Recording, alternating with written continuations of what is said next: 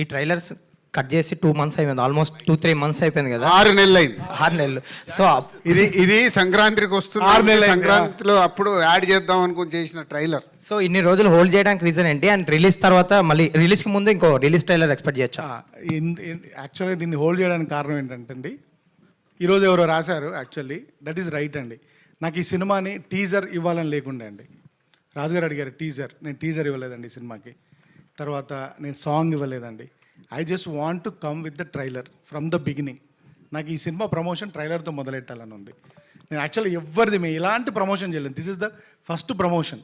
Actually Laya గారు వస్తున్నారు, welcome లయ గారు అని కానీ, సప్తమి గురించి కానీ, స్వసిక గారి గురించి కానీ ఎవరి గురించి వెళ్ళలేదు. ఎందుకు వేయలేదని అంటే, నా సినిమా జరుగుతున్నప్పుడు హీరో గారు వేరే సినిమాలు జరుగుతున్నాయి, అవి రిలీజ్ అవుతున్నాయి ముందు. I don't want to collide my promotion with the other films. అందువరకు నేను చేయలేదు. ప్లస్ మా రిలీజ్ డేట్ తెలియకుండా నేను ట్రైలర్ ఇవ్వనని చెప్పాను. రిలీజ్ డేట్ నాకు కన్ఫామ్గా తెలిస్తేనే నేను ట్రైలర్ ఇస్తానన్నాను. నా రిలీజ్ డేట్ కన్ఫర్మ్ అయిన తర్వాత మీకు ట్రైలర్ వచ్చింది. డెఫినెట్గా ఇంకో ట్రైలర్ ఇస్తానండి. ఈ సినిమాలో చాలా ట్రైలర్ కట్ చేసుకున్నంత కంటెంట్ ఉంది. ఎందుకంటే మనకు కొన్ని అంటే డిఫరెంట్ ఎమోషన్స్ ఉన్నప్పుడు మనకు ట్రైలర్కి మంచి కంటెంట్ ఉంటుంది. డెఫినెట్గా రిలీజ్కి ఇంకొక రిలీజ్ ట్రైలర్ ఇస్తానండి. రాజు గారు